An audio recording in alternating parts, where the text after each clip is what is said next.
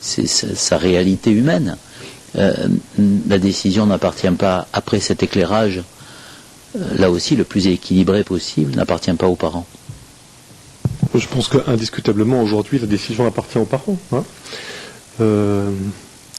Je crois aussi que nous pourrions faire mieux pour que leur compréhension de ce qui leur arrive soit éclairée, pour faire baisser une pression sur l'urgence qui pèse souvent sur leurs épaules, pour faire en sorte qu'ils soient profondément convaincus que si jamais ils faisaient le pari incroyable d'accueillir l'enfant, ça soit vraiment possible.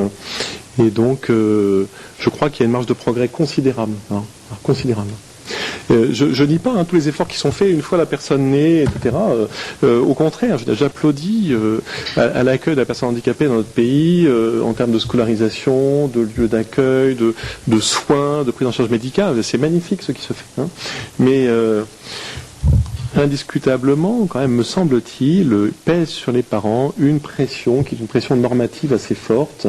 Et cette pression, nous la trouvons préoccupante, non seulement pour la réalité d'aujourd'hui, mais plus encore pour l'avenir. Pourquoi ? Parce qu'on voit bien que la médecine et la science avancent à toute allure, et les médecins le disent bien, nous serons demain capables de mettre en évidence sur cet embryon de quelques cellules le risque de cancer, mais peut-être, je ne sais pas, le risque d'hypertension, un risque, et ça ne fera pas toute l'hypertension, mais ça fera un petit peu, de diabète, de schizophrénie, d'obésité, d'Alzheimer, etc.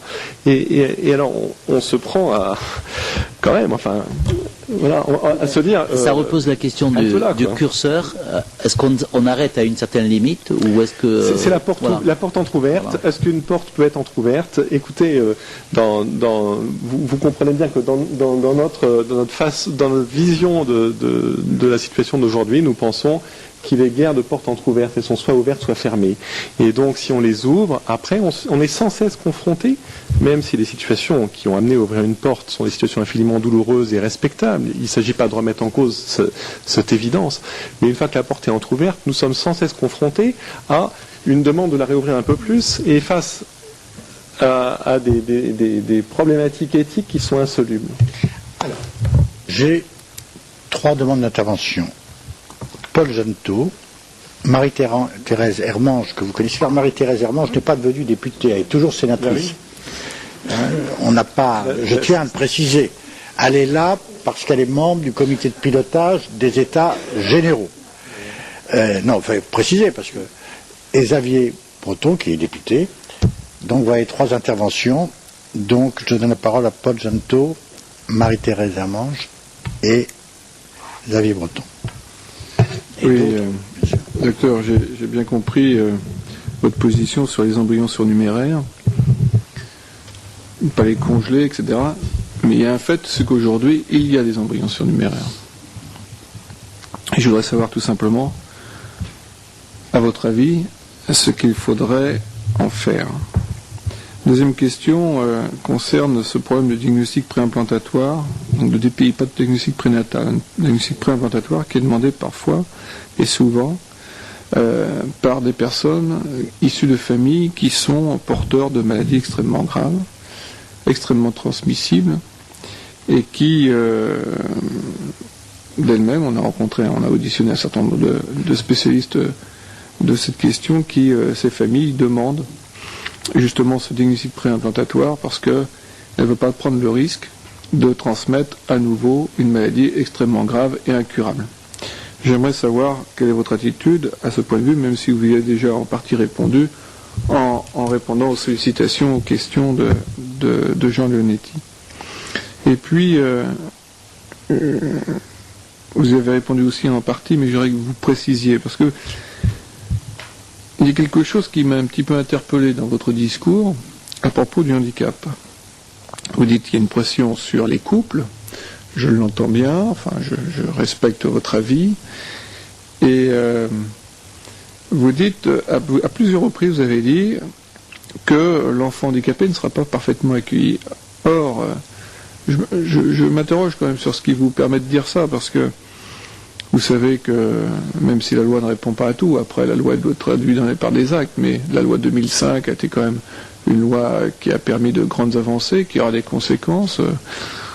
Hier, en tant qu'élu local, je travaillais avec mes collègues maires sur tous ces problèmes d'accessibilité au handicap. C'est une chose importante et qui va modifier très largement la façon de voir et d'accueillir les handicapés dans nos villes, dans nos communes, avec tous les problèmes d'accessibilité qui vont plus loin que simplement les déplacements en fauteuil roulant. C'est aussi l'accueil des handicapés en milieu scolaire, où la France fait d'énormes progrès, même s'il reste évidemment encore beaucoup à faire. C'est aussi la création d'un certain nombre de places en masse, en foyer d'hébergement, en CAJ, en ESAT, etc. Donc, j'entends quand vous dites qu'il y a une pression, je l'entends, sur les couples, mais j'ai un petit peu de mal à comprendre ce qui vous fait dire que l'enfant handicapé aujourd'hui ne sera pas parfaitement accueilli par la société, ou alors j'ai peut-être mal compris vos propos. On va prendre une deuxième question, Marie-Thérèse Hermange, et la troisième, on prendra Xavier Breton aussi. Oui, mais j'ai été très touchée par ce que vous avez dit sur le handicap et sur le regard qu'on porte sur le handicap. J'étais témoin de quelqu'un qui rencontrait un handicapé récemment, et cet handicapé lui disait « Je suis une erreur ». Et j'étais touchée aussi par ce coup de téléphone que vous avez eu de cette femme qui vous disait quand il sera petit, il sera bien accueilli, mais plus tard, ça sera plus difficile. J'étais touchée parce que récemment, j'ai eu à m'occuper d'un couple dont l'enfant était trisomique, qui avait 12-14 ans, et dont le problème du passage d'un stade scolaire à un autre stade scolaire devait être effectué. Et nous venions de voter la loi sur le handicap. Et il me disait, vous savez, maintenant, en raison du diagnostic prénatal et du diagnostic préimplantatoire, du fait qu'on les dépiste plus, finalement, à un certain âge, on trouve de moins en moins de structures.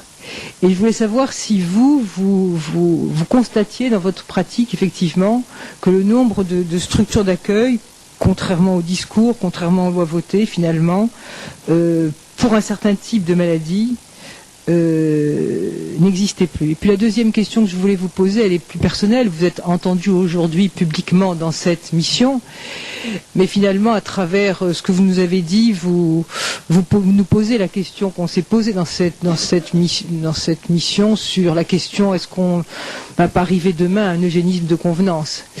Et finalement, est-ce que votre discours est entendu? Je veux dire par là, est-ce que quand un Isan parle, et qu'il l'écrit même, est-ce qu'il est accueilli? Et est-ce que vous avez l'impression d'être largement accueilli quand vous dites la même chose?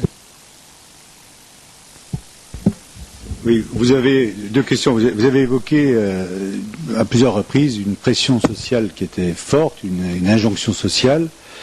Et en même temps, vous avez indiqué donc qu'il y aurait un taux de 98% d'avortement suivant un diagnostic prénatal qui aurait révélé une trisomie 21. Est-ce que la pression sociale justifie ce taux, et est-ce qu'il n'y a pas aussi une part qui peut se justifier par des choix individuels, la responsabilité individuelle de couple, parce que je ne suis pas sûr que ce soit la seule pression sociale qui puisse expliquer ce taux de 98%, et est-ce qu'il n'y a pas effectivement des choix, alors pour ça qu'il faudra expliquer sociologiquement, mais je crois que de placer les parents uniquement en victimes et sous la pression de la société et pas avoir aussi une part de responsabilité pose question. Le deuxième question, ça fait 15 ou 16 ans que vous êtes donc constitué en association. Est-ce que vous avez des contacts avec des associations étrangères de même type que le vôtre, dans lesquelles on fait souvent des comparaisons de législation avec les notions de concurrence éthique, etc. Mais est-ce que vous avez aussi des contacts avec des associations d'autres pays pour voir les conséquences de ces législations et des résultats de ces échanges que vous pourriez avoir qui pourraient nous être communiqués? Merci. Que faire des embryons congelés?